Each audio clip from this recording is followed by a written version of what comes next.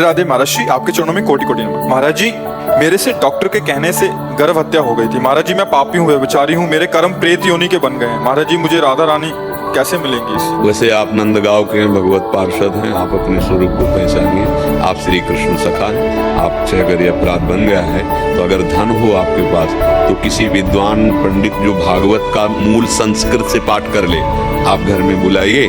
7 दिन में वो 4 घंटे 5 घंटे का समय लगता है। पूरी भागवत अगर आप पाठ करा लें तो जो अपराध बन गया जाने में या अनजाने में वो बिल्कुल नष्ट हो जाएगा। महान समर्थ है श्रीमद् भागवत। हाँ, धुंधकारी प्रेत ही बना हुआ था, केवल भागवत सुनने मात्र से वो हरि पार्षद होकर विमान आया और भगवान के धाम को गया। तो श्रीमद् भागवत सुन ले और आगे कोई ऐसी गलती ना होनी चाहिए। हाँ, क्या होता है गृहस्थी में अनजाने में भी ऐसे पाप हो जाते हैं। अब जैसे डॉक्टर ने कह दिया कि इसका तो ब्रेन गड़बड़ है, हटा दो, तो कोई ककड़ी खीरा समझे हो क्या? अगर वो ऐसा भी पैदा होता है, आप सेवा करोगे तो मुक्त हो जाओगे।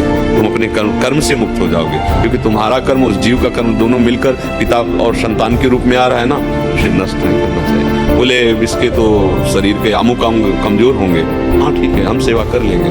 नष्ट करेंगे तो एक भारी हत्या, भ्रूण हत्या, गर्भ हत्या, ये बहुत बड़ी हत्या मानी जाती है। इसी के कारण हृदय जलता रहता, फिर संतानें होती तो फिर वो पादुका का प्रहार करती उन्हीं माता पिता पे, क्योंकि कर्म भोगने जीवित में ये कष्ट हो, मरने के बाद फिर उसके जो हिसाब होगा वो तो बहुत, ये तो ब्याज मिलेगा। ये नर्क गति प्राप्त। भ्रूण हत्या, गर्भ हत्या महान हत्याएं होती है।